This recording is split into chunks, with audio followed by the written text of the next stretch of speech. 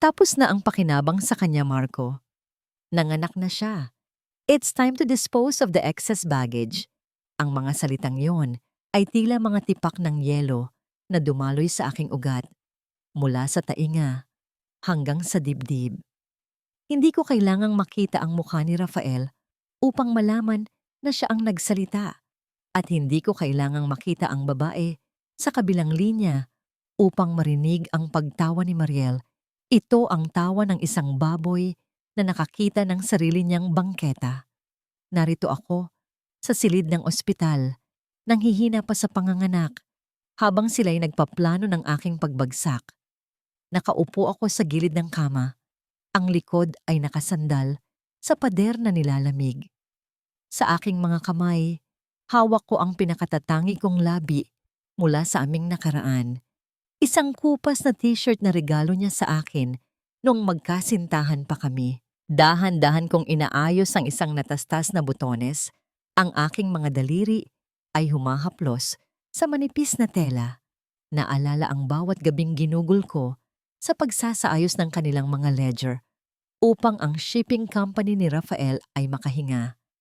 Ang bawat tahi ay katumbas ng utang na loob na inakala kong ibinibigay ko para sa aming forever.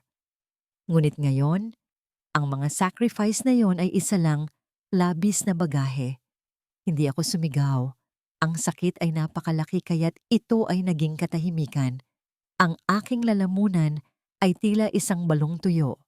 Naramdaman ko ang malamig na pagbalot sa aking puso na tila may isang kamay na humihigpit sa aking mga internal organ. Ang aking kamay ay nanginginig.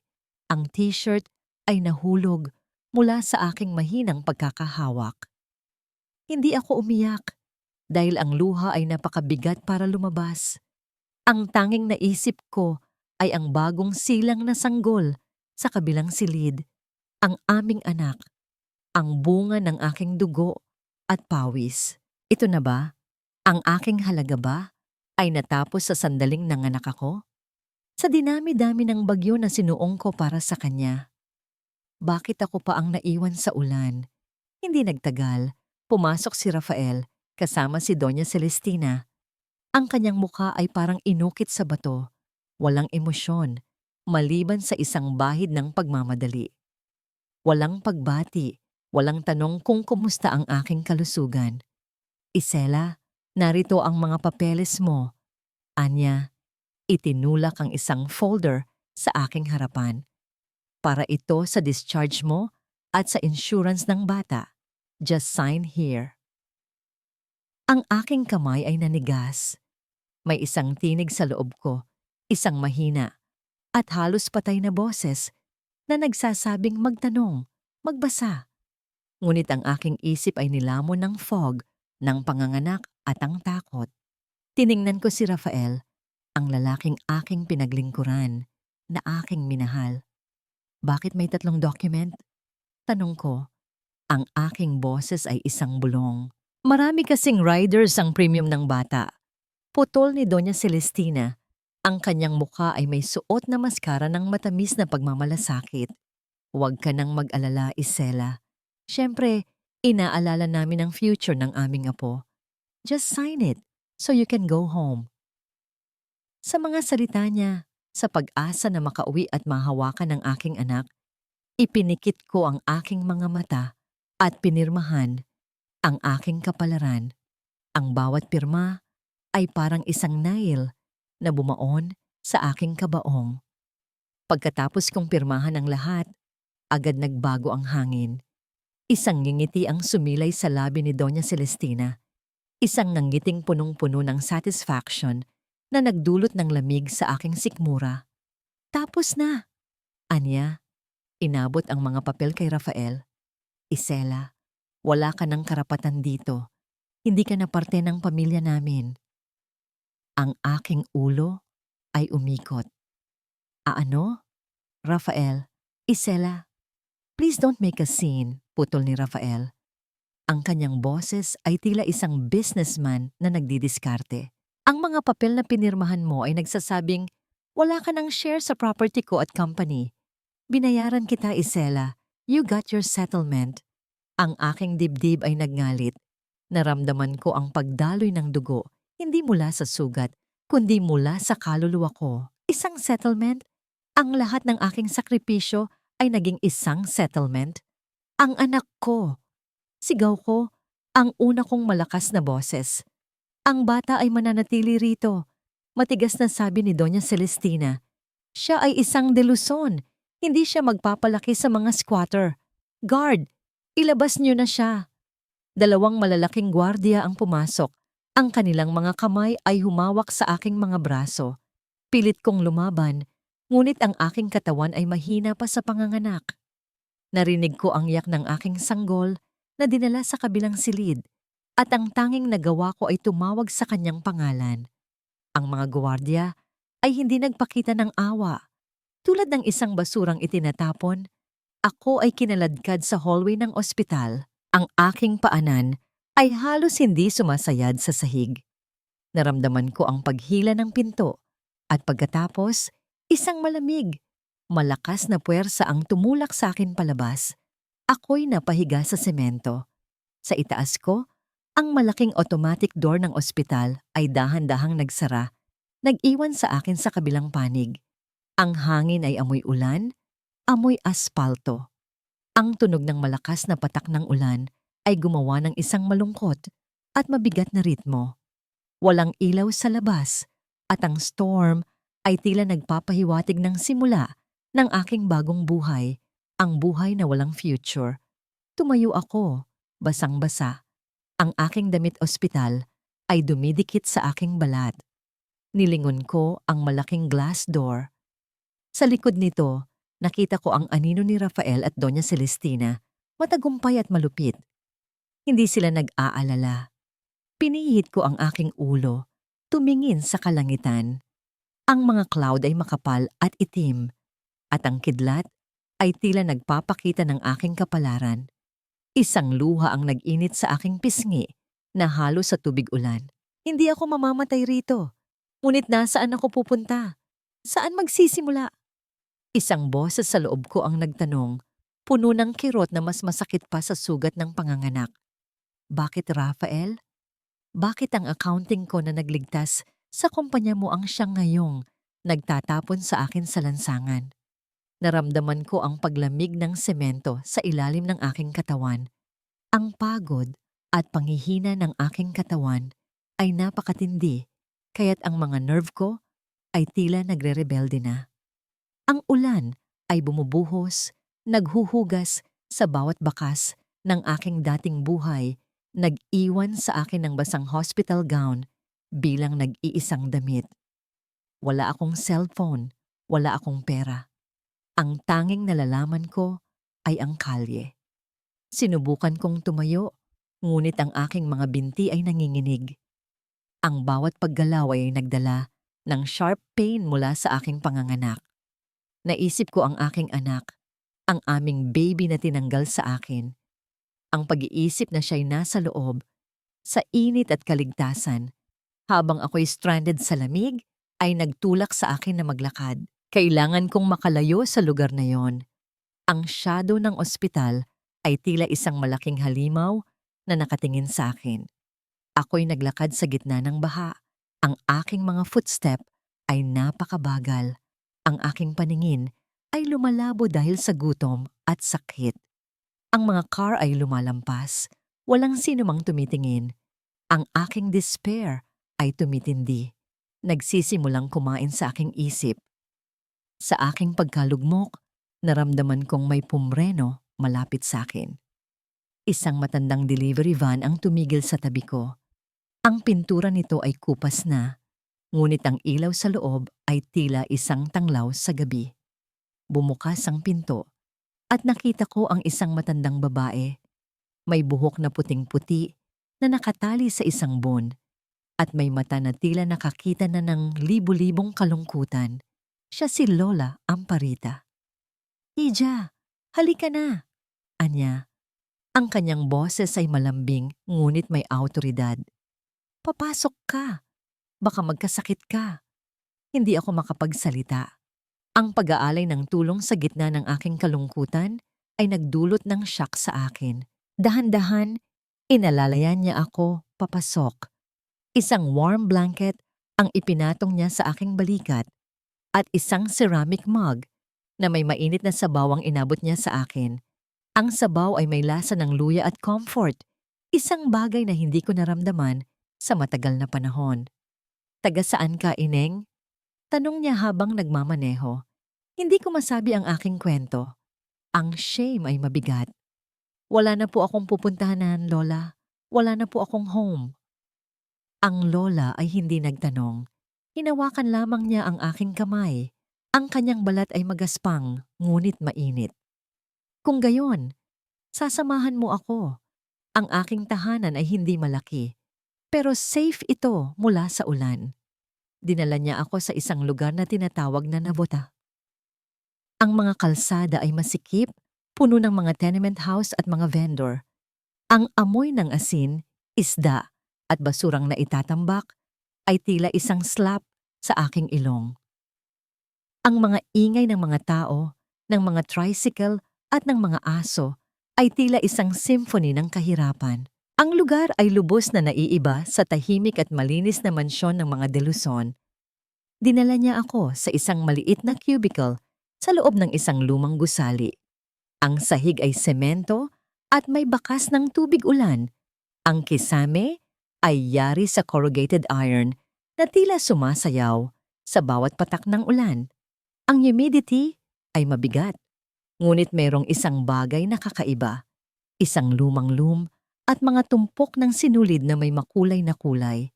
Ito ang aming sanctuary. Anya, turo sa loom.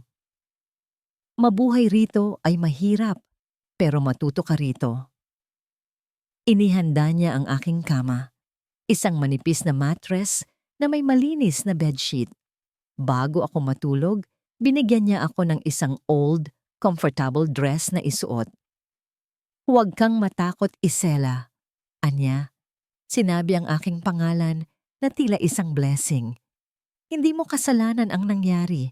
Ang mga lalaki at ang kanilang mga ina ay pare-pareho lang.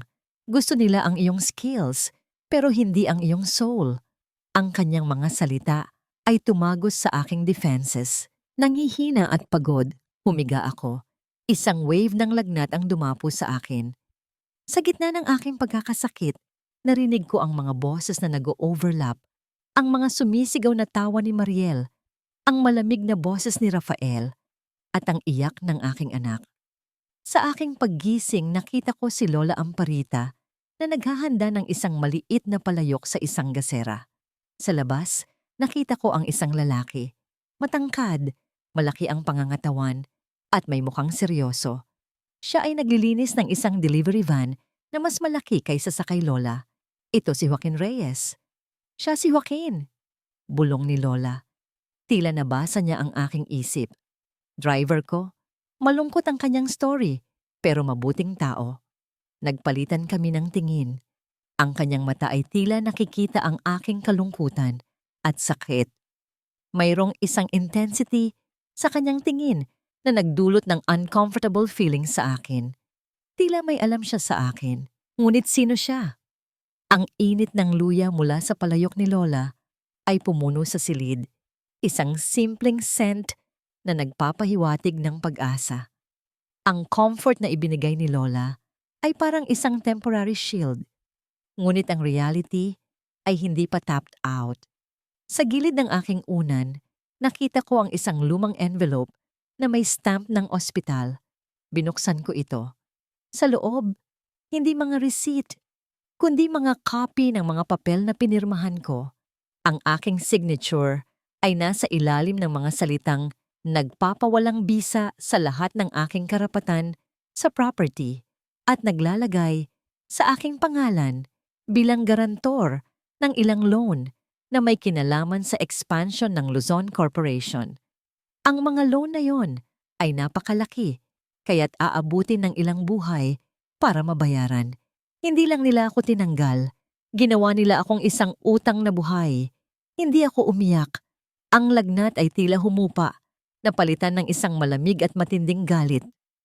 Pilit kong inalala ang mga figure sa document, Ang utak ko, ang aking accounting brain ay nagtatrabaho. Sa gitna ng aking kahirapan, tanging ang math ang nananatiling tapat, ang aking kamay ay mahigpit na humawak sa mga papel.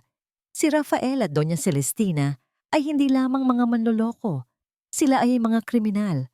Ganito na ba talaga kadali para itapon ang lahat ng aking sakripisyo? Ang tanong na ito ay bumaon sa aking kaluluwa. Pinikit ko ang aking mga mata. Ang imahe ng aking anak ay nagpakita. Hindi ko siya malilimutan. Hindi ko siya papabayaan.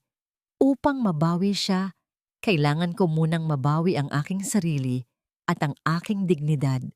Ngunit paano? Paano ko lalabanan ng isang imperyo na may utang na tanging ang aking buhay ang makakabayad? Ang araw sa Navotas ay naiiba sa sikat ng araw sa mga de Luzon. Dito, ang init ay dumidikit sa balat. Ang air ay makapal sa amoy ng isda at pinatuyong asin.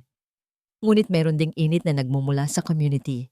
Ang mga ingay ng mga bata na naglalaro at ang mga vendor na nagtatawaran. Nagpilit akong bumangon.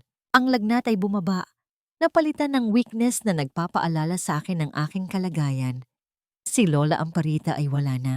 Marahil ay nagtitinda na sa palengke. Naiiwan ako sa munting silid, katabi ng malaking wooden loom na tila isang sinaunang altar. Ang tingin ko ay napunta sa notebook ng Lola na nasa ibabaw ng lamesa. Ito ang kanyang talaan ng benta. Mga sulat kamay na halos hindi na mabasa, puno ng mga erasure at mga confusing figures. Hindi ko napigilan ang sarili ko. Bilang isang accountant, ang gulo ay tila isang challenge na kailangan kong ayusin. Dahan-dahan, inayos ko ang kanyang mga numero. Sa halip na gumamit ng mga salita, ang aking isip ay automatikong gumawa ng mga column at row. Sinimulan kong itala ang kanyang mga inventory ng sinulid at ang kanyang mga daily expenses. Nang bumalik si Lola Amparita, dala ang mga pinamili at amoy palengke. Nakita niya ako na nakayuko sa kanyang notebook. "Ano ang ginagawa mo, Isela?" Tanong niya. Ang kanyang tinig ay may bahid ng pagtataka. "Inaayos ko po ang inyong ledger, Lola." Sagot ko.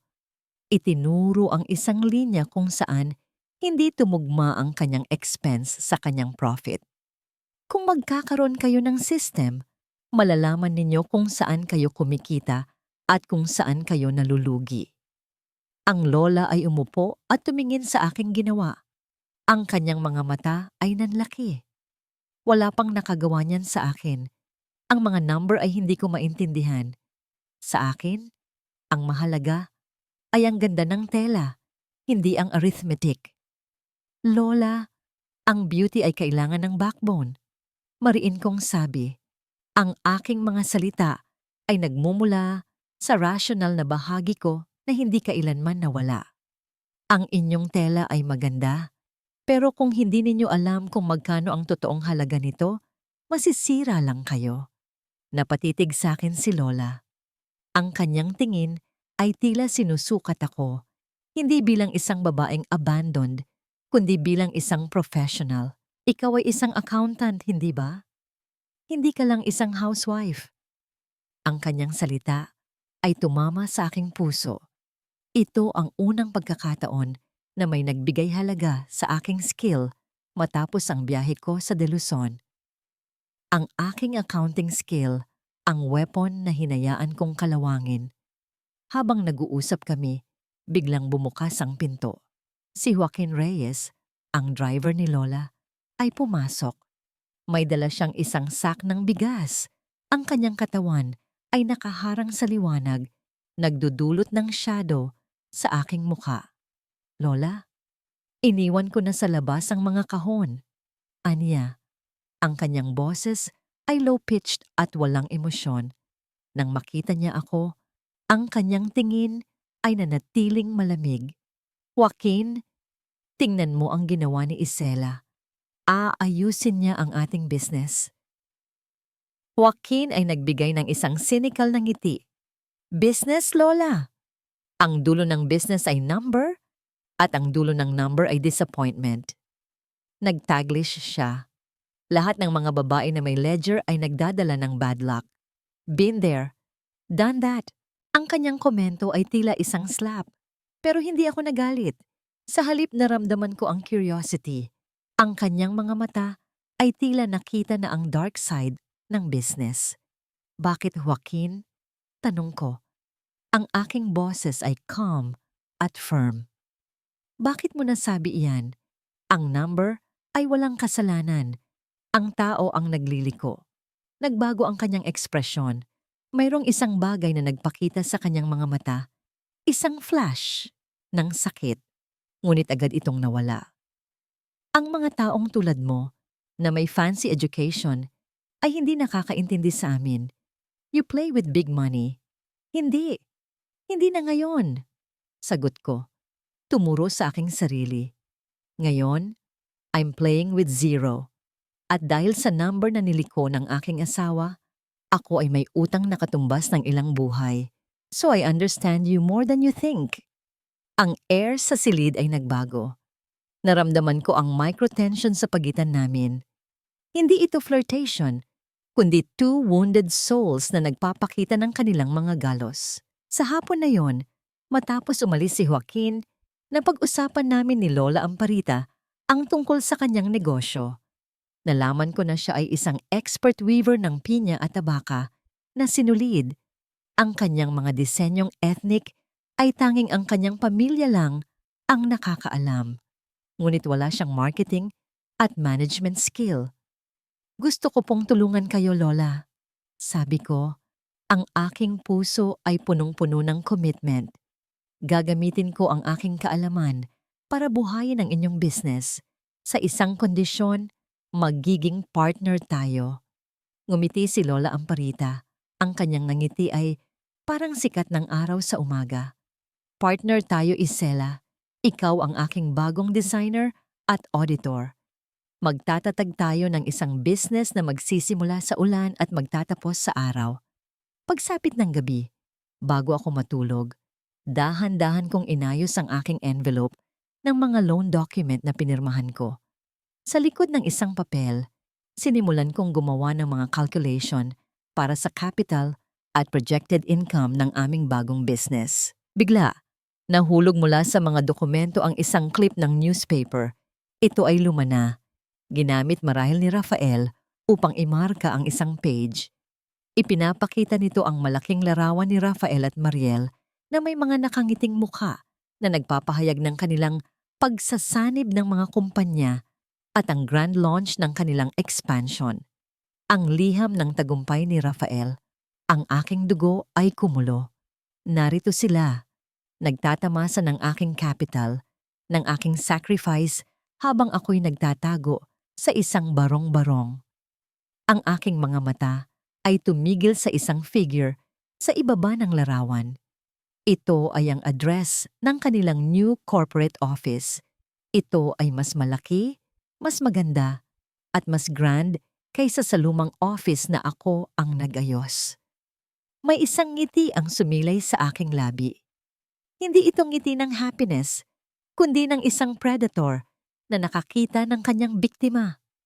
Kailangan ko ng isang computer, kailangan ko ng internet. Ang battlefield ko ay hindi ang market, kundi ang ledger na inakala nilang hindi ko na kailanman hahawaan. Ngunit ang tanong ay, paano ako magkakaroon ng internet access at laptop? At higit sa lahat, paano ako magkakaroon ng lakas upang harapin ang taong ito na nagtapon sa akin sa lansangan?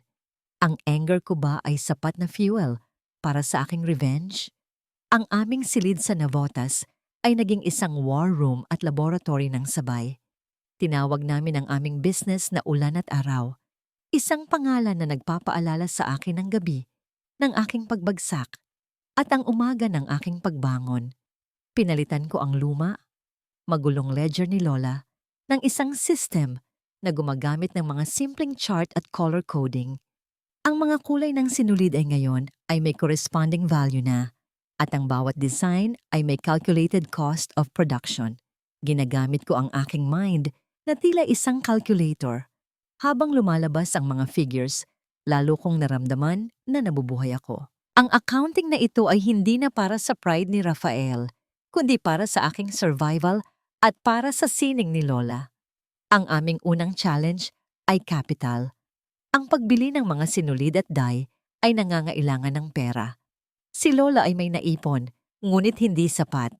Naalala ko ang isang item na nananatiling nakatago sa ilalim ng mattress ni Lola, isang jewelry box na naglalaman ng tanging heirloom mula sa aking ina, isang lumang gold locket.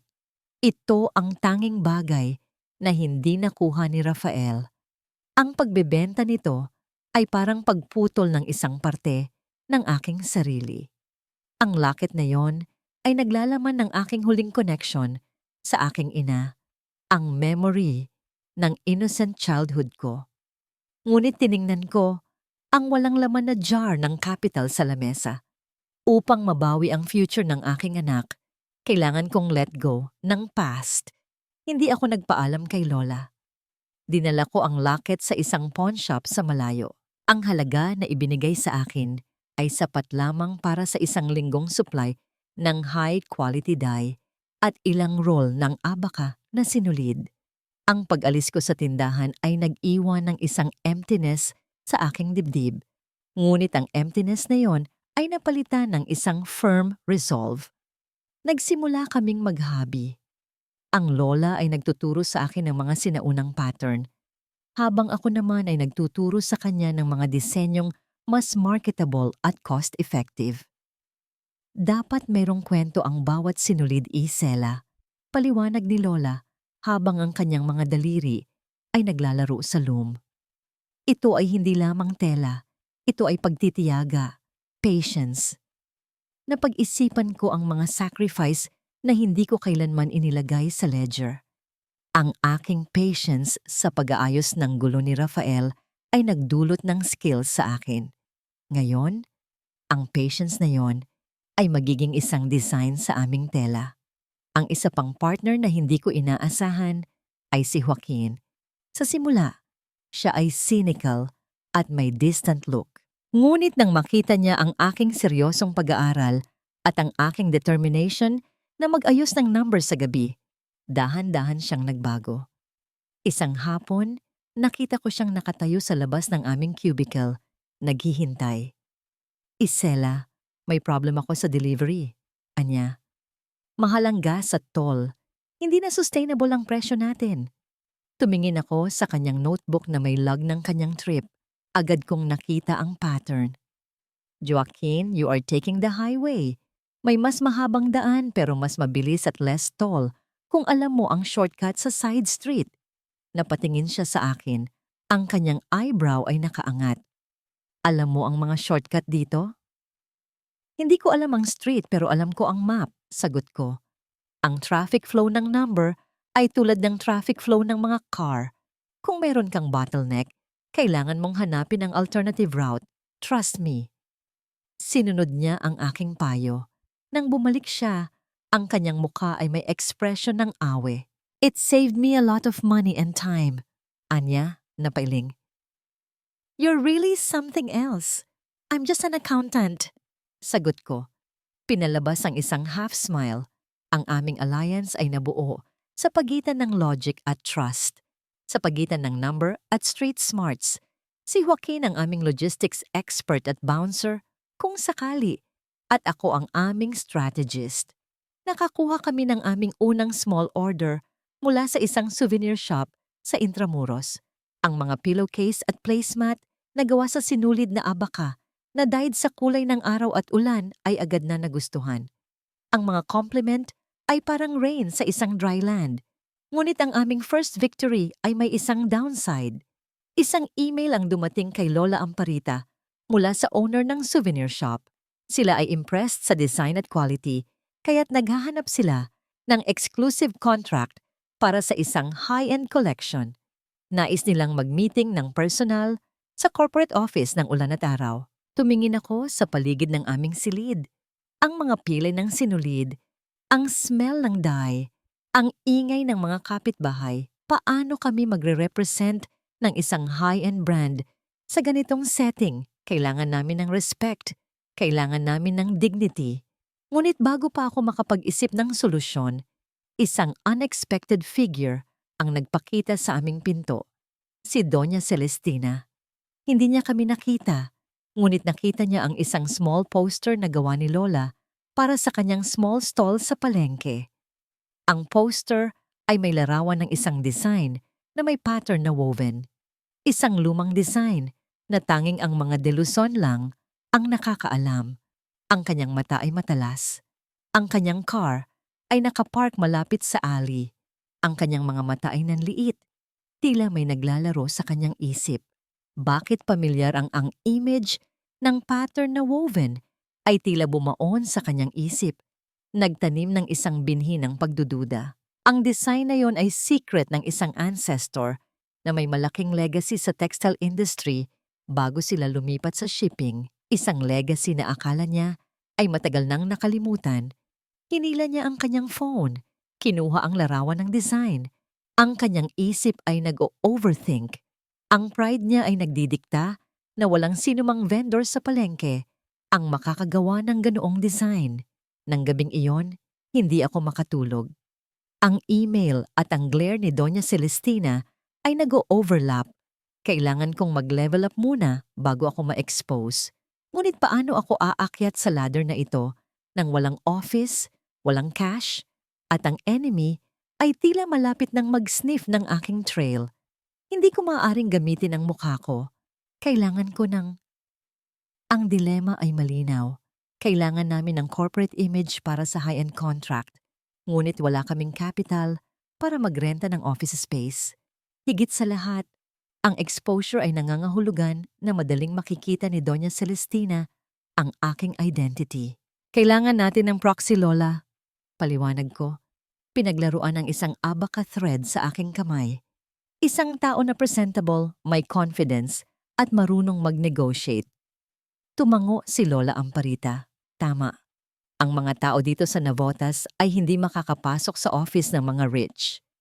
Ang aking tingin ay napunta kay Joaquin Reyes na abala sa pag-aayos ng kanyang tools sa sulok. Siya ay may strong build at serious face, isang face na tila hindi ka pwedeng lokohin. Joaquin, tawag ko. Lumingon siya. Ang kanyang tingin ay cautious. Bakit, Isela? Gusto naming ikaw ang mag-represent. Sa ulan at araw sa meeting bukas, ikaw ang aming general manager. Sabi ko, diretsahan. Tumawa siya. Hindi ito real laugh, kundi isang bitter chuckle. Ako? General manager? Ako, na isang driver, na halos hindi makabayad ng renta, ang magre-represent ng isang luxury brand? Are you kidding me? Hindi ako nagjo-joke. Sagot ko. Alam mo ang cost ng logistics. Alam mo ang value ng hard work. Mas matapat ka kaysa sa mga suit na naghahabol ng bonus.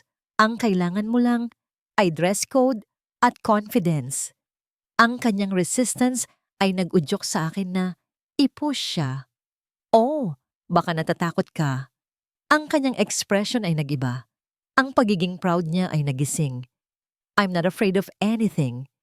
Kung gayon, patunayan mo. Hamon ko. Ang meeting ay trial mo. Ang bawat success mo ay success namin. Pumayag siya. Sa huli, ngunit may condition. Bibilan mo ako ng shirt at slacks. At, Isela, sasabihin mo sa akin ang story mo. The real one. Hindi lang ang gossip na naririnig ko. Ang huling condition niya ang nagpatigil sa akin. Matagal ko nang hindi naisip ang aking story sa pamamagitan ng mga salita. Ito ay isang scar na mas mabuti pang i-keep na lang. Kinaumagahan, ginamit ko ang kaunting perang natitira upang bilhan si Joaquin ng isang decent na polo shirt at isang simple pants. Bago siya umalis, naramdaman ko ang urge na magbigay ng encouragement. Joaquin, tandaan mo, you are valuable, sabi ko. Tumingin siya sa akin. Ang kanyang mga mata ay tila naghahanap ng truth sa aking mga salita. You should tell yourself that more often, Isela. Habang si Joaquin ay nasa meeting, ako ay nasa silid. Hindi mapakali. Naisip ko ang aking anak na ngayon ay nasa piling ng kanyang evil grandmother at greedy father. Naisip ko ang aking sarili. Sino ako? Isang accountant na walang desk at isang ina na walang anak. Ang aking value ay laging nakatali sa ibang tao. Ngayon, gusto kong iantay ang knot na yon. Ang phone ni Lola Amparita ay nagring. Ito si Joaquin. Ang kanyang boses ay full of triumph. "We got the contract, Isela!" Sigaw niya. They loved the design and my presentation. They were so impressed by the numbers. Napahawak ako sa aking dibdib. Ito ang aming unang major victory. Nagawa ko ito without ang pangalan ng De Luzon. Nang bumalik si Joaquin, mas mataas na ang confidence niya.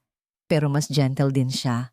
"Alam mo, Isela," Anya, nag-alis ng shirt. "Hindi ko alam kung paano mo nakuha ang number na yon, pero tama ka. Your mind is your superpower." Sa gabing iyon, tinupad ko ang aking promise. Ikinuwento ko kay Joaquin ang real story ng aking kasal. Ang betrayal, ang loan, ang shame. Nakinig siya ng tahimik. Pagkatapos kong magsalita, napuno ng heavy silence ang silid. "I have my own story about betrayal." Anya, nagbigay ng bitter laugh. Ang aking business partner ay nagtaksil sa akin. Ginamit ang aking pangalan para sa isang fraud scheme. Pinilit niya akong mag-bankrupt. I lost everything, pati na ang aking dignity. Ang kanyang confession ay nagbigay ng deeper connection sa amin. Hindi kami lovers, kami ay allies sa war against betrayal. Alam mo, Anya, nakatingin sa kisame. Ang taong nag-set up sa akin noon, ang legal team nila ay connected sa Luzon Corp. They are all connected in that dirty world. Ang kanyang mga salita ay tila lightning sa aking isip. Ang loan na pinirmahan ko ay maaaring hindi lang para sa expansion ni Rafael. Ito ay maaaring connected sa isang mas malaking scheme. Kailangan kong makakuha ng proof, sabi ko. Ang aking mga mata ay nakatingin sa dilim. Hindi lang para sa sarili ko, kundi para din sa iyo, Joaquin. We need to take them down together. Ngunit paano ko makukuha ang proof? Kailangan kong makapasok sa loob ng system ni Rafael. May alam akong lawyer, biglang sabi ni Joaquin. Isang fresh graduate na humihingi ng tulong sa akin noon. Attorney Elion Vargas. Matagal ko nang hindi siya nakakausap, pero siya lang ang legal help na trusted ko. Ang name na yon ay tila familiar sa akin. Nasaan ko siya narinig? Sa gitna ng aking recollection, isang shadow ang lumitaw sa window ng aming silid. Isang dark figure na nagmamasid sa amin mula sa labas, sa alley. Ang shadow ay mabilis na gumalaw at nawala. Ang aking puso ay nagpump ng dugo. Hindi ko nakita ang mukha, ngunit alam ko na merong nagmamasid sa amin. Sino? Doña Celestina? O si Mariel? O baka si Rafael? Ang aking game ay naging dangerous. Kailangan kong mag-isip ng mabilis bago ang shadow na yon ay muling bumalik. Sino ang nagpaparamdam ng kanyang presensya? At bakit? Sila ba ay nagmemenehi sa akin o nagpapaalala sa akin ng aking goal? Hindi ako nag-atubili. Ang shadow na nakita ko sa bintana ay nagbigay sa akin ng sense of urgency. Ang ulan at araw ay small time pa. Hindi ito ang battlefield ko. Ang battlefield ko ay ang financial report ng Luzon Corp. Ang unang hakbang ay Attorney Elion Vargas. Kailangan namin siyang i-contact. Ginamit ko ang old laptop ni Lola na binili niya sa isang junk shop. Ang screen ay may mga dead pixel, ngunit ito ay gumagana. Gamit ang public wifi mula sa kalapit na school, sinimulan ko ang aking search. Nang lumabas ang profile ni Attorney Vargas, naramdaman ko ang isang flash of recognition. Nasaan ko ba siya nakita?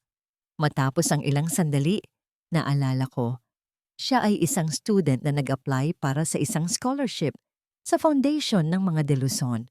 Noong time na yon, ako ang in charge sa screening ng mga applicant. Naalala ko na ang paperwork niya ay incomplete dahil sa kahirapan, ngunit nakita ko ang potential niya at inirekomenda ko siya. Ang utang na loob ay isang malaking factor sa kultura ng mga Filipino. Sinulat ko ang isang email sa kanya. Nagpakilala sa sarili bilang Isela Montoya, ang dating financial consultant ng De Luzon. Hindi ako nagkwento ng aking tragedy. Nagbigay lang ako ng coded message. Kailangan ko ng tulong upang ang reference sa old client ay tumutukoy kay Joaquin na kanyang former client noong siya ay nagsisimula pa lamang. Hindi ako naghintay ng matagal. Kinagabihan, nakatanggap ako ng reply. Isela, I remember you. Saan po tayo pwedeng mag-usap? I'll make time. Ang aming meeting ay naganap sa isang low-key coffee shop sa Cubao, malayo sa Nabotas at sa Marikina, kung saan nakatira si Elion. Nagpakita ako, hindi bilang ang poor vendor ng Nabotas, kundi bilang isang babaeng nakasimple dress, ngunit may air ng professionalism. Inabot ko sa kanya ang copy ng loan document na pinirmahan ko. Ang kanyang mga mata ay nanlaki habang binabasa ang mga figures. This is massive, Tita Isela. Anya, ginamit ang respectful term na tita. This isn't just a loan. This is a financial trap. Ang pangalan mo ang primary guarantor sa mga suspicious na loan na ito. If the company defaults, you are liable. Alam ko, sabi ko. Kaya ako nandito. I need your legal help. But more importantly, I need information. Ipinaliwanag ko ang aking plan. Hindi ako lalaban sa korte ngayon. Hindi pa sapat ang aking capital at ang aking public reputation ay sira. Kailangan kong maging isang shadow auditor. Kailangan kong magtrabaho para sa rival company ni Rafael. Si Attorney Vargas ay skeptical. That's risky. Kung malaman nila na ikaw ang nagpapatumba sa kanila, they will use that document against you. That's why I need you to be my shield, sabi ko. Hindi ako kailanman magpapakita sa corporate office. Ang kailangan ko lang ay access sa mga internal document ng competitor ni Rafael. Kung magwo-work ako sa kanilang side, makikita ko ang game plan ni Rafael. Kinumbinsi ko siya, hindi sa pamamagitan ng money, kundi sa pamamagitan ng justice. Nakita niya ang fire sa aking mga mata. Sa tulong ni Attorney Vargas, nakuha ko ang isang freelance consulting job sa isang mid-size shipping company na diretso na competitor ng Luzon Corporation. Ang aking role ay off-site financial auditor. Ang aking task ay simple. Hanapin ang mga flaw at vulnerability ni Rafael De Luzon at ng kanyang company.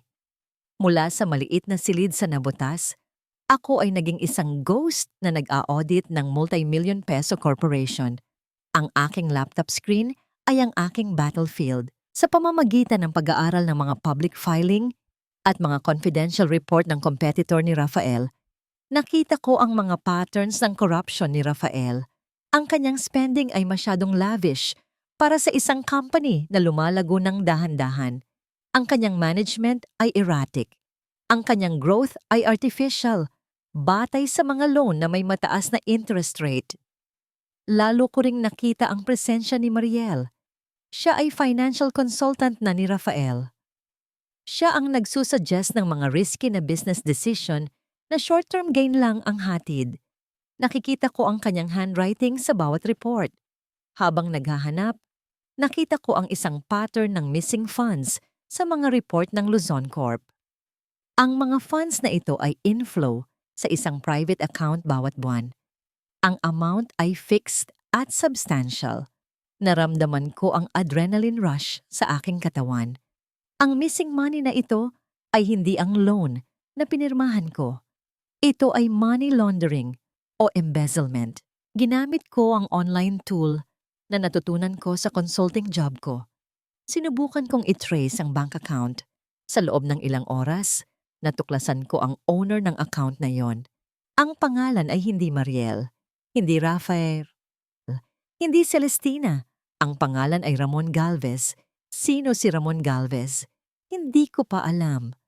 Ngunit ang financial flow ay nagpapakita na ang money ay nanggagaling sa Luzon Corporation at napupunta kay Ramon Galvez. Ang aking kamay ay nanginginig. Habang ipiprint ko ang bank statement sa printer ni Lola, ang ink ay faint at ang paper ay cheap, ngunit ang information ay priceless. Kinuha ko ang printout at tiningnan ang figures. Kung si Ramon Galvez ay may connection sa pamilya, ibig sabihin ay may lihim si Doña Celestina. Sa labas, nagsimula ng umulan. Ang mga patak ng ulan ay tumama sa corrugated roof ng aming silid. Hindi ko isa-share ang information na ito kay attorney. Vargas pa. Ito ay masyadong sensitive. Ito ang magiging silver bullet ko. Pumasok si Joaquin. Ang kanyang clothes ay basang-basa. Nagdadala ng amoy ng diesel at ulan. Nakita niya ang bank statement sa aking kamay. Ano yan, Isela? Tanong niya. Ang aking ticket pabalik sa buhay ko. Sagot ko. Ang aking tinig ay hoarse, ngunit determined. Ang secret ng mga De Luzon. Ngunit sa sandaling iyon, ang aking tingin ay bumalik sa laptop screen. Ang screen ay nagpapakita ng isang notification ng new email. Ang sender ay anonymous. Ang subject ay, ang anak mo. Ang aking puso ay tila bumagsak sa aking sikmura. Ang aking kamay ay nanginginig. Sino ang nagpadala nito? Alam ba nila kung nasaan ako? Ang power na naramdaman ko mula sa financial report ay agad na nawala. Napalitan ng fear at anxiety para sa aking anak. Ang aking safety ay hindi na priority. Ang safety ng aking anak ang pinakamahalaga. Dahan-dahan kong binuksan ang email. Ang screen ay naglalaman ng isang single photo. Isang close-up ng mukha ng aking anak. Natutulog. Ngunit ang kanyang mukha ay may ekspresyon ng sadness. Sa ibaba ng larawan ay isang message. Huwag mong kalimutan kung sino ka at kung saan ka galing. Ang aking mga mata ay napuno ng luha. Ang shadow sa labas ay hindi lamang nagme-menace sa akin. Sila ay nagpapakita ng kanilang power sa only thing na mahalaga sa akin. Bakit kanila ginagawa ito? Para takutin ako o para mag-umpisa ng game? Ang email na may larawan ng aking anak ay freezing ang epekto. Ang fear ay parang icy hand na humawak sa aking puso. Si Joaquin, na nakita ang aking reaction, ay agad na lumapit. Sino ang nagpadala niyan, Isela? Tanong niya. Ang kanyang tinig ay nag-aalala. Ipinakita ko sa kanya ang larawan. Hindi ko alam. Anonymous. Pero alam nila kung nasaan ako. Joaquin. They are watching. Ang galit ni Joaquin ay nagpakita. That's a threat. A clear threat. Gusto nilang matakot ka at huminto. Hindi ako pwedeng huminto. Ang bawat second na lumipas ay second na malayo ako sa aking anak. Ang larawan ng aking anak na may sad expression ay naging fuel ko. Hindi sila nag-threaten sa akin. Sabi ko, ang aking boses ay calm at firm. Sila ay nagpapaalala sa akin kung ano ang aking goal. I won't stop. Si Joaquin ang naghahanap ng info tungkol kay Ramon Galvez. Ako na naman, patuloy akong nag-o-audit sa financial status ng Luzon Corp. Ang stress ay nagdulot ng insomnia sa akin, ngunit ang numbers ng aking lullaby, ang projected losses ng Luzon Corp ay patuloy na tumataas. Si Rafael, sa kanyang arrogance, ay patuloy na nagpupush ng mga risky investment na nagkukos ng fortune. Si Mariel, ang kanyang consultant, ay nagbibigay ng mga payong hindi ethical at sustainable. Nakita ko ang isang pattern ng mga unnecessary expenses sa travel at luxury goods sa mga report. Ang mga spoils of war na nasisiyahan si Rafael at Mariel. Sa mamantala, ang ulan at araw ay lumalago. Ang first shipment namin ay successful at ang repeat orders ay dumarating. Ang lola ay masaya. Ang mga weavers na kinuha namin sa community ay may stable income na. Isang hapon, habang nag-iisa ako, nakatanggap ako ng tawag sa aking burner phone. Isang prepaid phone na binili ko para sa shadow work ko. Ang number ay unknown. Nag-atubili akong sagutin. Sa kabilang linya, narinig ko ang boses ni Rafael. Haggard, may bahid ng alcohol at tiredness. Isela, anya. Ang sound ng aking pangalan mula sa kanyang bibig ay nausea-inducing. Sino ito? Tanong ko. Nagpapanggap na hindi ko siya kilala. It's me, Rafael. Bakit hindi ka sumasagot sa personal number mo? Alam kong ikaw ito. Don't play games. What do you want, Rafael? Ang kanyang boses ay tila isang drunk man na nagre-rant. Ang business ko is Sela. It's going down. Hindi ko alam kung bakit. Ang mga clients ay lumilipat sa competitor. Ang aking puso ay nag-pump ng excitement. Ang aking shadow audit ay nagwo-work. I don't know what you are talking about. Sabi ko. Alam mo, sigaw niya ang kanyang boses ay may vulnerability na nakakatakot. Ikaw ang nagpabagsak sa system ko noon. You know my finances. Isela, I need your help. Ang kanyang desperation ay satisfying. You kicked me out of the hospital bed, Rafael. Sabi ko. Ang aking tinig ay cold at unforgiving. You made me sign a mountain of debt. You took my son. You are asking for help from the excess baggage. May heavy silence sa kabilang linya. I made a mistake, Isela. I know I did. That bitch, Mariel. She's useless. She only knows how to spend money. Hindi ako nag-fall sa kanyang trick. Ang mistake mo ay hindi sa akin, Rafael. Ang mistake mo ay sa numbers na niloko mo. And the numbers don't lie. Nawalan siya ng composure. Isela, please, I need you back. I will give you everything. I will give you my son. Ang kanyang offer ay nagtindig ng aking balahibo. Pero ang aking priority ay justice, hindi reconciliation. Keep your offer, Rafael. Sabi ko. I already have a better business. Ibinitin ko ang call. Naramdaman ko ang shaking ng aking kamay. Ngunit hindi ito fear, kundi ang satisfaction ng isang game player na nag-iikot ng switch. Ang kanyang call ay nagbigay ng golden moment sa akin. He admitted his mistake. He admitted his weakness. Nang gabing iyon, bumalik si Joaquin mula sa kanyang investigasyon. Ang kanyang muka ay seryoso. Isela, nakita ko na kung sino si Ramon Galvez. Anya, siya ay isang professional gambler at drug runner. Pero ang secret ay hindi iyan. Ang secret ay, siya ang half-brother. Ang money na in-out sa Luzon Corp ay gambling debt at loan shark ni Celestina para kay Ramon. Celestina is stealing from her own company. Ang aking hininga ay nanigas, hindi lang embezzlement. Ito ay nepotism at betrayal sa highest level. Kailangan nating gamitin ito, sabi ko.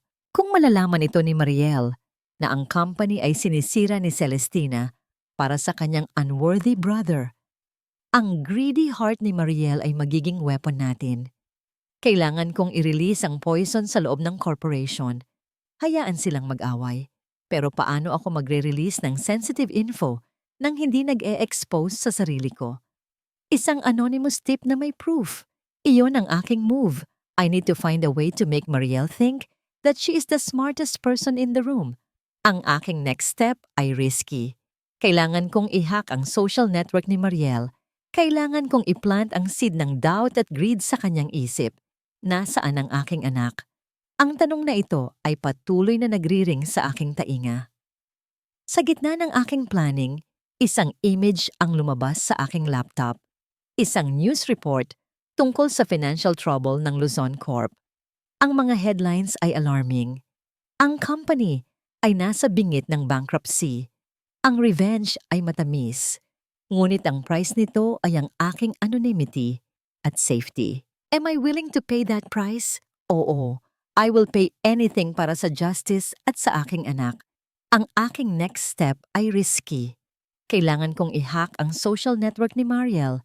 Kailangan kong i-plant ang seed ng doubt at greed sa kanyang isip. Nasaan ang aking anak? Ang tanong na ito ay patuloy na nagriring sa aking tainga. Sa gitna ng aking planning, isang image ang lumabas sa aking laptop.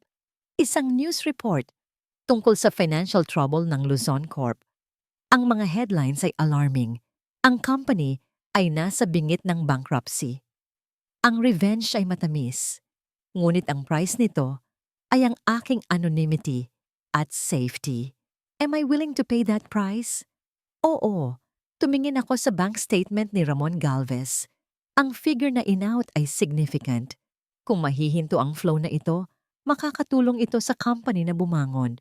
Ngunit hindi yun ang goal ko. Ang goal ko ay hayaan silang mag-collapse dahil sa sarili nilang greed. Hindi ko gagamitin ang email. Masyado itong madaling i-trace. Joaquin? Tawag ko, seryoso. Kailangan kong malaman ang coffee shop na favorite ni Mariel. The one she goes to every afternoon. That's easy. Sagot niya. May mga delivery ako sa business district. May isang high-end cafe siya naglulutang. Sinabi ko sa kanya ang aking plan.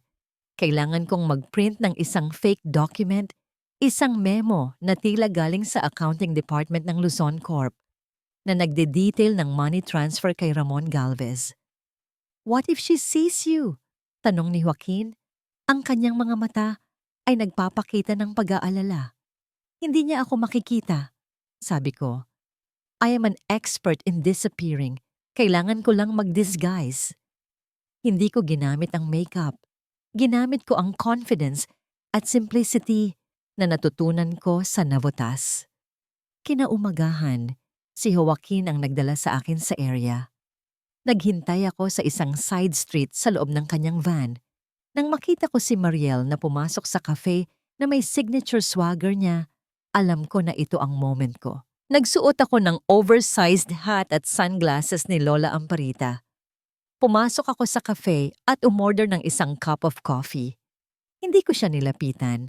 Ginamit ko ang toilet break ni Mariel bilang window. Dahan-dahan akong lumapit sa kanyang table. Ang memo ay folded sa aking kamay. Tumingin ako sa paligid. Walang nakatingin. Ang aking kamay ay dahan-dahang gumalaw. I laid the document on her table sa ilalim ng kanyang designer bag. Bumalik ako sa aking seat. Ang aking hininga ay shallow. Paglabas ni Mariel, umupo siya at agad na napansin ang document. Kinuha niya ito, nagbigay ng cynical smile. Akala niya ay isang advertisement. Ngunit nang basahin niya ang content, ang name ni Ramon Galvez at ang amount, ang kanyang mukha ay nagbago. Ang kanyang mga mata ay nanlaki. Alam ko na. Ang poison ay nai-inject na.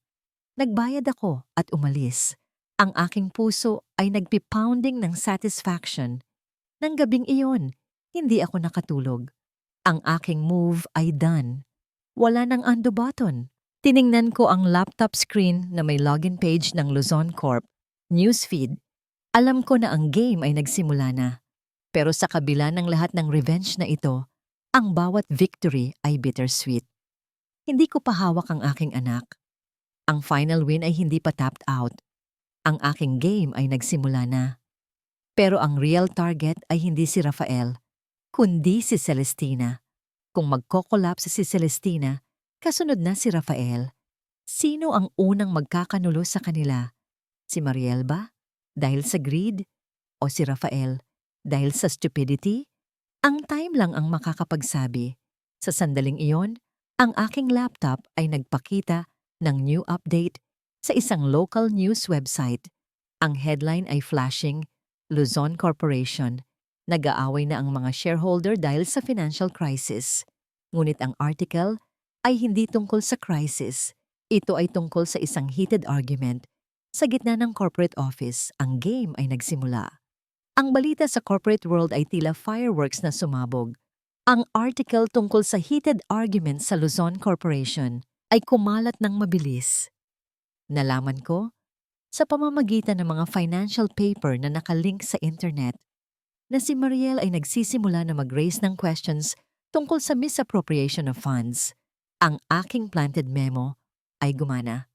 Ang poison ay nai-inject na sa kanilang system. Hindi ko kailangan na si Mariel ay manalo. Ang kailangan ko lang ay mag-away sila. Sa aming cubicle, ako ay tahimik na nakaupo sa harap ng laptop, nagmo-monitor sa bawat move nila. Ang aming space ay amoy dye at sinulid.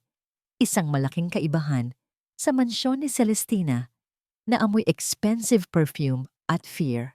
Si Lola Amparita, na abala sa paghabi, ay napansin ang aking intensity. Hija, ang pag-ibig sa revenge ay hindi kailanman magbibigay ng peace. Hindi po ito revenge, Lola. Sabi ko, hindi inaalis ang aking mata sa screen. Ito ay justice. Gusto kong ma-recover ang aking life at ang dignity ng aking anak. Hindi ako magpapatawad sa isang crime. Si Joaquin ay pumasok. Ang kanyang mukha ay seryoso. Narinig ko ang gossip. It was a big fight. Mariel accused Celestina at si Rafael ay pinagtanggol ng kanyang mother. Ang aking dibdib ay humugot ng isang sigh of satisfaction. Anong nangyari? Tanong ko. Si Mariel, she went nuts, sabi ni Joaquin. She showed the document, ang memo na implant mo. Celestina didn't deny the name Ramon Galvez, but she twisted the story. Sabi niya, si Ramon ay isang distant relative na nagtatago dahil sa loan sharks at ang money ay emergency aid lang. Ang kasinungalingan ay ang kanilang at si Rafael. Hindi siya nag-iisip. Sabi niya kay Mariel, "You're just jealous because my mother trusts Ramon more than you. You're only after our money." Sa harap ng lahat, he slapped her in the face. Ang image ng slap ay nagdulot ng pain sa akin, hindi dahil sa sympathy para kay Mariel, kundi dahil sa realization na si Rafael ay isang monster na walang control, isang monster na ako ang nag-asawa. Ang slap na yon ay ang golden moment ko. Hindi ako nakita ni Rafael na nagpapanik, ngunit nakita niya si Mariel na nagpapanik. Ang slap na yon ay nagtapos sa alliance nila. Agad akong bumalik sa aking laptop. Kailangan ko ng final proof na hindi matatalo ng twist ni Celestina.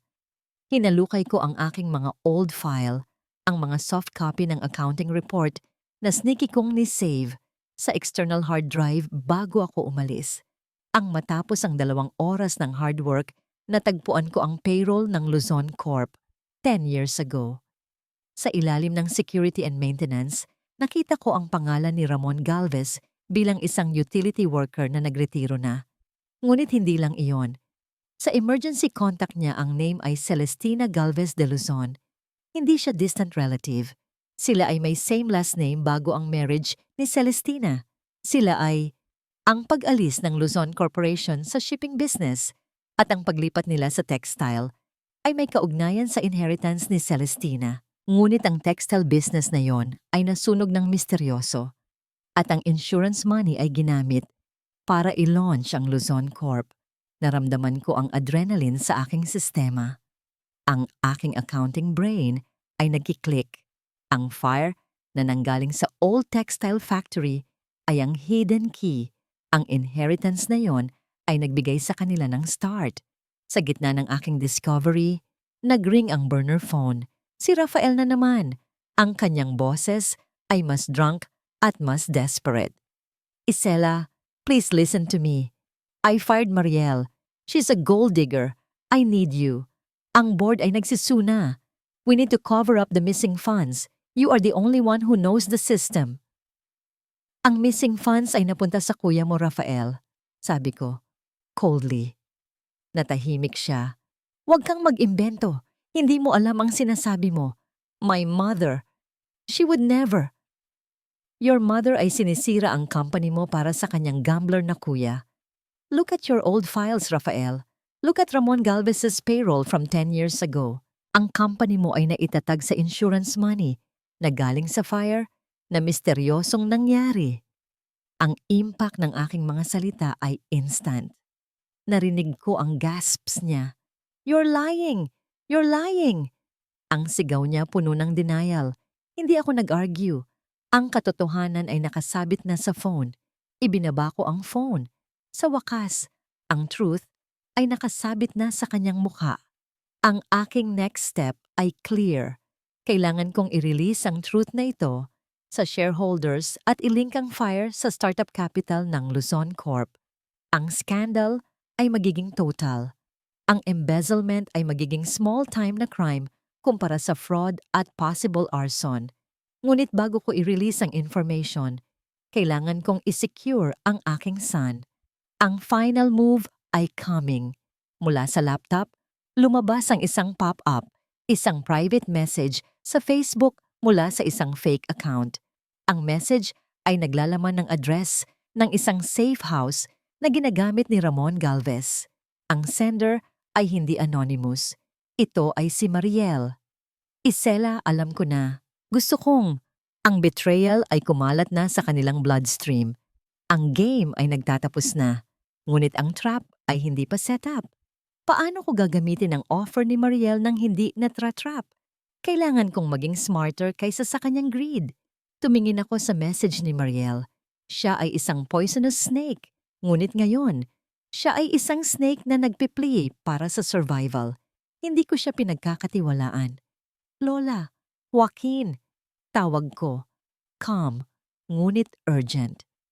Si Mariel, she's offering a truce. Gusto niyang ipagkanulo ang mga delusyon. Si Joaquin ay nag-frown. Don't trust her, Isela. She will sell your soul for a 5 peso coin. Alam ko, sabi ko. Pero ang greed niya ang magiging weapon ko. Hindi ko kailangan ng truce. Kailangan ko ng information na walang makakakuha. Ang safe house address ni Ramon Galvez ay priceless. Kung mapupuntahan namin ito, makakakuha kami ng physical evidence, mga ledger, documents na naglilink kay Celestina at Ramon. Joaquin, kailangan mong pumunta sa address na ito, sabi ko. Hindi para makipag-away, kundi para mag-surveillance. I need to know what's inside that safe house. Ang danger ay evident. Si Ramon Galvez ay isang gambler at drug runner. Hindi siya mag-iisip ng 2 beses upang manakit. I'll go, mariin niyang sabi. Pero hindi ka sasama. Hindi ako sasama, sagot ko. Pero I'll be your eyes and ears. I'll be on the phone. I'll be watching the traffic flow. Ang aking next step ay clear. Gamitin ang betrayal ni Mariel para i-confirm ang aking accounting figures. Ang game ay nagtatapos na. Kailangan kong i-move ang aking chess piece ng mabilis at precise. Pero ang fear sa aking anak ay patuloy na naghahabol sa akin. Ang final move ay coming. Kailangan ko ng timing na perfect para ma-secure ang aking child sa middle ng chaos. Kung ang Luzon Corporation ay ang real final showdown ay hindi sa office ni Rafael, kundi sa court kung saan ang legal document ko ay magiging unassailable. Ang safe house address na ibinigay ni Mariel ay nasa isang liblib na subdivision sa labas ng Maynila. Isang lugar na perpekto para sa money laundering at pagtatago. Si Joaquin ang nag-drive ng kanyang old van, habang ako naman ay nakamonitor sa aking laptop, ginagamit ang traffic apps upang malaman kung mayroong unusual movement sa area. Sigurado ka bang safe ka, Joaquin? Tanong ko. Ang aking boses ay tensyonado. I'm sure, Isela. Anya, ang kanyang boses ay low-pitched sa kabilang linya. Ang car ni Ramon Galvez ay narito, but no movement inside. Mukhang natutulog siya. Ang plan ay simple. Si Joaquin ay magso-surveillance muna. Ang target ko ay hindi si Ramon, kundi ang ebidensya, ang mga physical document na magko-confirm sa aking theory. Ginamit ko ang aking accounting knowledge at instinct para i-guide siya. Hanapin mo ang sign ng paperwork, Joaquin. Ang mga taong gumagawa ng fraud ay laging may physical ledger na itago. Matapos ang maingat na surveillance, si Joaquin ay pumasok sa likod bahay. Ang silence sa kabilang linya ay nag-i-intensify sa aking fear. Ilang minuto ang lumipas. Narinig ko ang exhale ni Joaquin sa phone. Isela, anya. I found something. Sa isang lumang shed sa likod ng garden, may mga rusty metal box. Ang aking puso ay nagpump ng dugo. Ano ang laman, Joaquin? Mga lumang ledger, handwritten. Sabi niya, ang kanyang tinig ay may awe. Ang mga petsa ay 10 years ago, before Luzon Corp was officially launched. Hanapin mo ang insurance report. Utos ko. Ang aking kamay ay nanginginig. Ang fire report ng old textile factory. Si Joaquin ay nag-flip ng mga paper. Matapos ang intense silence, Narinig ko ang kanyang gasp. Narito, Isela, isang report na nagsasabing ang fire ay accidental, pero may kasamang affidavit mula sa isang witness na nagre-retract ng kanyang statement at nagpasign ng non-disclosure agreement. Ang katotohanan ay lumabas na. Ang Luzon Corporation ay itinatag sa kasinungalingan, fraud, at posibleng arson. That's the silver bullet, Joaquin, sabi ko. Ang aking tinig ay horse sa triumph. Kopyahin mo ang lahat. Take photos. Be quick. Sa gitna ng aming operation, ang aking burner phone ay nag-ring. Ito si Mariel. What did you find? Tanong niya. Ang kanyang boses ay trembling sa greed at anxiety. You told me you were going to the safe house. Give me the proof. I need to save myself. Ang trap ay nakaset. Hindi ko pwedeng ibigay ang lahat. Wala akong tiwala sa iyo, Mariel, sabi ko. You are a traitor, but I will give you a piece of the pie. The piece that will make Celestina look like a fool. Hindi ko ibinigay ang proof tungkol sa fire. Ibinigay ko lang ang coded message. Look at the old payroll from 10 years ago. Look for the name Ramon Galvez. And ask Celestina why her brother was listed as an employee under security before the fire that gave them their insurance money. Ang silence ni Mariel ay heavy. You're insane. I'm an accountant. Sagot ko. I just follow the money. And the money leads to fire and fraud. Use that, Mariel. If you are smart, you know what to do. Ibinitin ko ang call. Ang poison ay na-inject na sa kanyang isip. Kinagabihan, habang ako ay nag-organize ng evidence kasama si Joaquin at Lola, nag-ring ang local news alert sa laptop. Hindi ito tungkol sa business. Ito ay tungkol sa isang family scandal. Ang headline, Heated Arguments sa De Luzon. Ang article ay nagde-detail ng isang violent confrontation sa pagitan ni Rafael at Mariel. Si Mariel, na nagagalit dahil sa embarrassment sa board meeting at nagre-rant tungkol sa embezzlement ni Celestina, ay nagde-demand ng share at autonomy. Si Rafael ay nawalan ng kontrol. Ang kanyang mga sigaw ay hinarinig sa buong subdivision. Ang lahat ng ito ay kasalanan mo. Isa kang gold digger na walang alam sa business. Ang mother ko ay mas matapat kaysa sayo. Ang screaming ni Mariel ay nagdulot ng noise na nakaistorbo sa buong subdivision.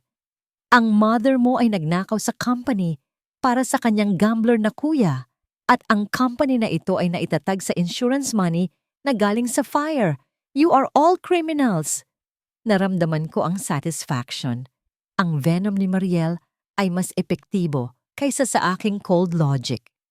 Ang confrontation ay nag-end ng marahas. Si Rafael ay sinaktan si Mariel, hindi lang sa verbal kundi physical na. Hindi ko nakita ang act, ngunit ang report ay nagde-detail ng commotion at ang intervention ng house staff. Matapos ang physical fight, si Mariel ay tumawag sa police at sa media. Ang board of directors ay nag-call ng isang emergency meeting. Ang scandal ay masyadong malaki para i-cover up. Ang ulan at araw ay safe na ngayon. Ang attention ay nasa mga De Luzon. Ngunit ang final move ay coming. Si Joaquin ay nakatingin sa akin. Ang kanyang mga mata ay nagpapakita ng concern. It's over, Isela. You won. Pero ang anak mo, is he safe? Ang aking victory ay hindi pa complete. Kailangan ko siyang mas secure bago mag-collapse ang empire. Ang aking phone ay nag-ring. Ito si Attorney Vargas. Ang kanyang boses ay urgent. Isela, the board is filing a lawsuit. They want to use the loan document you signed against you, saying you were part of the fraud to cover their asses. But I have a counter plan. We need to file a case for custody of your son immediately, citing the toxic environment and the public display of violence. Ang aking anak ay nasa gitna ng war zone. Kailangan kong ilabas siya. Paano ko gagawin ang final move nang hindi na compromise ang evidence na inipon ko? Kailangan ko ng timing na perfect. Attorney Vargas, don't worry about the loan document.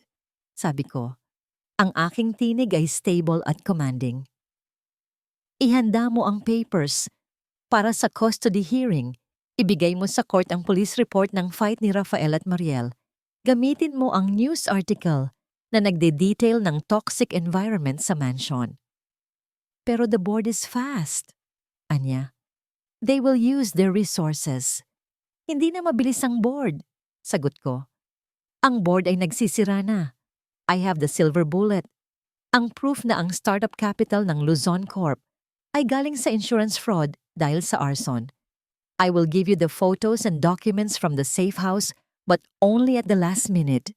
Kailangan kong i-hold ang final evidence. Ito ang aking insurance at leverage. Ibinitin ko ang call. Tumingin ako kay Joaquin at Lola. Ang aking muka ay seryoso at determined. Lola, Joaquin, it's time, sabi ko. Kailangan kong masecure ang aking son. I need to be clean. I need to be the mother that I am supposed to be. Sa gitna ng kaguluhan, ang aking only focus ay ang aking anak. Ang revenge ay secondary. Pumunta ka na, Isela. Sabi ni Lola Amparita. Lumapit sa akin. Hinawakan niya ang aking muka. Huwag kang mag-alala. Ang iyong justice ay darating.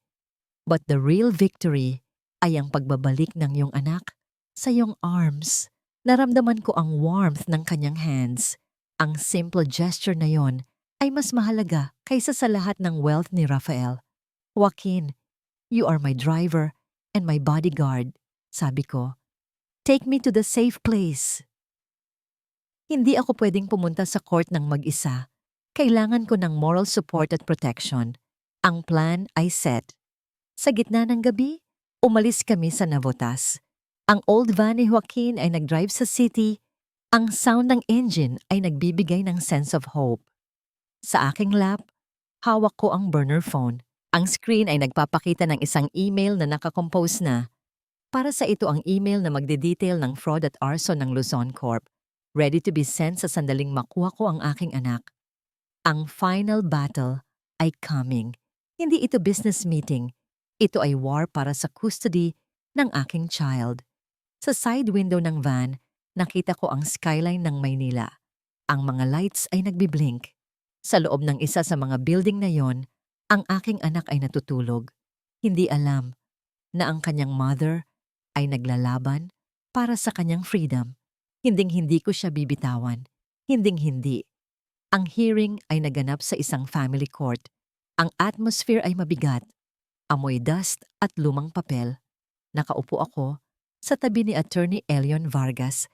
Sa likod ko, tahimik na nakaupo sina Lola Amparita at Joaquin. Sila ang aking fortress ng support. Sa tapat namin, nakita ko sina Doña Celestina at Rafael.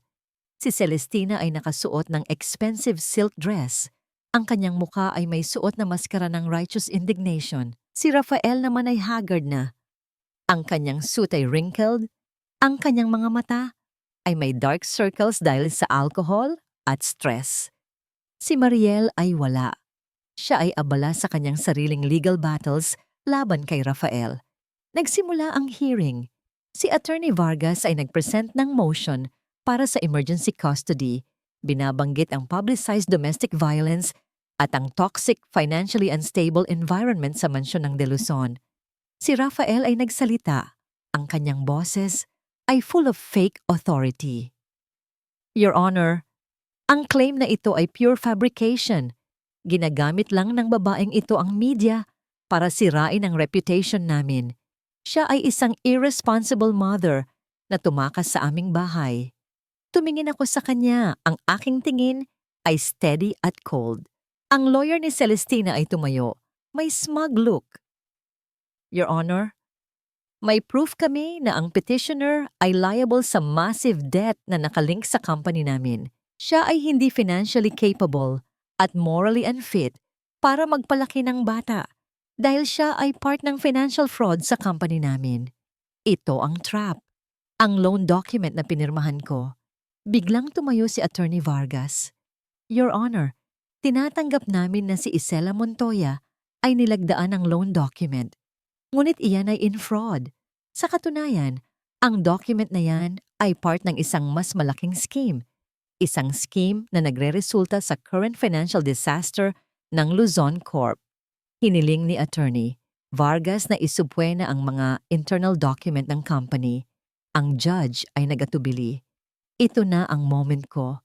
I gave the nod kay Attorney Vargas. Your Honor, anya, ang kanyang boses ay naging thunderous. Ang defense ay nagsasabing si Isela Montoya ay part ng fraud. Ngunit may proof kami na ang fraud ay nanggaling sa family mismo. Ang startup capital ng Luzon Corporation ay hindi lehitimo. Ito ay insurance money na galing sa fire na misteryosong nangyari sa old textile factory. Ang mga silence sa courtroom ay nakakabingi. Si Doña Celestina ay nagsimulang magpanik. Ang color sa kanyang muka ay nawala. Lies! She's lying! Wala siyang proof! I have the proof, Your Honor. Sabi ni Attorney Vargas, ang kanyang kamay ay nag-wave ng photocopy ng mga ledger at retracted affidavit ni Ramon Galvez. Ang fire ay hindi accidental. Ito ay arson para sa insurance fraud. Ang conspirator ay si Doña Celestina de Luzon at ang kanyang half-brother, Ramon Galvez. Ang chaos ay sumiklab. Si Rafael ay tumayo, nagsisigaw sa kanyang ina. Mother, is that true? Are you stealing our money? Si Celestina ay nag-collapse sa kanyang chair. Ang kanyang carefully constructed image ay nag-crack. Ang judge ay nag-order ng recess. Ang sound ng gavel na tumama sa wood ay isang heavy rhythm na nagdulot ng order sa chaos. Sa labas ng courtroom, si Rafael ay nag-confront sa akin. Ang kanyang mga mata ay pula sa denial at pain. Isela, you did this! Anya, pinipigilan ang kanyang sarili na manakit. You destroyed us. Hindi ako nag-destroy sa inyo, Rafael. Sabi ko calmly. Ang kasinungalingan at kasakiman mo ang nag-destroy sa inyo. I just counted the cost. At ang cost ay justice. What about our son? He is safe now. He will grow up without the shadow of your lies. Matapos ang recess, ang judge ay nagbigay ng ruling. Ang custody ay ibinigay sa akin. Kay Isela Montoya, ang desisyon ay batay sa moral fitness at stability ng environment. Mga criteria na nawala na sa De Luzon Mansion. Ang triumph ay matamis. Paglabas namin sa court, may waiting na car para sa amin. Sa loob, ang aking anak ay natutulog sa car seat. Maingat na inalagaan ng isang trusted contact ni Attorney Vargas. Dahan-dahan kong hinawakan ang aking anak. Ang warmth ng kanyang body ay nag-flush ng lahat ng coldness sa aking kaluluwa. Ang smell ng kanyang baby powder ay ang sweetest perfume na naramdaman ko. Hindi ko na kailangan ang wealth ni Rafael. Ang presence ng aking anak ay sapat na. Ang aking mga luha ay dumaloy, hindi dahil sa pain, kundi dahil sa relief at love. I won. Ang flash ng mga camera ay nakafocus sa aming car. Ang headline bukas ay magde-detail ng fall ng De Luzon Empire. Si Doña Celestina ay in custody na ng mga authority dahil sa fraud at arson investigation. Si Rafael ay nawalan ng control at nag-walkout sa court. Ang kanyang career ay tapos na. Sa loob ng van, nakatingin ako sa aking anak. Ang aking battle ay tapos na. Ngunit ang healing ay nagsisimula pa lang. Paano ako magpapatawad sa pain na ibinigay nila? Ang justice ba ay sapat na para magbigay ng pag-asa sa aking puso? 2 taon ang lumipas. Ang buhay sa ulan at araw ay stable at flourishing. Kami ay naging isang beacon ng hope sa local community. Ang mga weavers ay kumikita na ng decent at ang products namin ay ina-export na sa ibang bansa. Ako ay naging inspiration sa maraming kababaihan na inabando na ng kanilang mga asawa. Si Joaquin, ang COO, ay naging isang successful businessman. Ang kanyang cynicism ay nawala. Napalitan ng passion para sa business na nagbibigay ng dignity sa mga tao. Ang aming relationship ay purely professional at deeply friendly. Siya ang aking safe haven at business ally. Ang mansyon ng De Luzon ay naging headquarters ng Ulan at Araw Foundation. isang non-profit organization na nagbibigay ng legal aid at financial literacy sa mga babae na biktima ng financial abuse. Ito ang most satisfying revenge ko, ang paggamit ng symbol ng kanilang greed para sa charity. Si Doña Celestina ay nagsilbi sa kanyang sentence, ngunit ang shame ay permanent sa kanya. Si Rafael ay nawala sa public eye. Hindi ko siya sinubaybayan. Ang aking anger ay nawala na. Nawalan na siya ng power sa akin. Isang araw, dinala ko ang aking anak sa beach sa Quezon. Ang aking hometown. Ang sand ay white at ang ocean ay calm. Ang smell ng salt water ay nostalgic. Si Lola Amparita ay kasama namin. Siya ay nakaupo sa beach chair, nagtitingin sa aking anak na naglalaro ng sandcastle. Alam mo, Isela, anya, mahinahon. Ang iyong battle ay hindi lamang para sa financial freedom. Ito ay para sa peace. Tama po kayo, Lola. Sabi ko, I'm at peace now. Ngunit ang peace ay may cost. Habang nagtitingin ako sa ocean, nakita ko si Rafael. Siya ay naglalakad sa beach, malayo sa amin. Ang kanyang clothes ay simple at worn out. Siya ay nag-iisa. Ang kanyang mukha ay thin at sad. Nakikita niya ako. Ang aming mga mata ay nagkatinginan. Ang time ay tila huminto. Walang anger, walang hatred, tanging realization at sadness. Hindi siya lumapit. Hindi ako umalis. We just looked at each other. Ang gap sa pagitan namin ay hindi lamang physical, kundi emotional at moral. Ang gap na yon ay permanent na. Matapos ang ilang sandali, yumuko siya, nagbigay ng sign of respect at umalis. Hindi niya sinubukan na kausapin ako. Ang hiya ay masyadong malaki. Ang realization na yon ang nagbigay sa akin ng closure. Hindi ko siya pinatawad, ngunit na-accept ko na ang past. Kinagabihan, habang natutulog ang aking anak, nag-iisip ako. Ang healing ay hindi nanggagaling sa pagpapabagsak ng iba. Ito ay nanggagaling sa pagtatatag ng sarili mo. Ang aking future ay bright. Ngunit ang love life ko ay empty. Pumasok si Joaquin sa cottage. May dala siyang coffee para sa akin. Are you okay? Tanong niya. You look thoughtful. I saw Rafael today. Sabi ko. Hindi siya nagtanong ng details. Did it hurt? Hindi. Sagot ko. I just saw a man who lost his way. And I saw myself.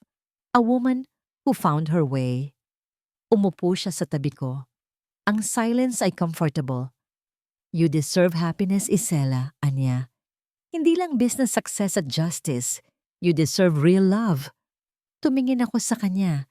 Si Joaquin ay naging part ng aking rebirth. Siya ay loyal, kind, at strong. I don't know what love is anymore, Joaquin, sabi ko. Vulnerable. I only know work and my son. Hinawakan niya ang aking kamay. Ang kanyang touch ay gentle at respectful. Walang pressure.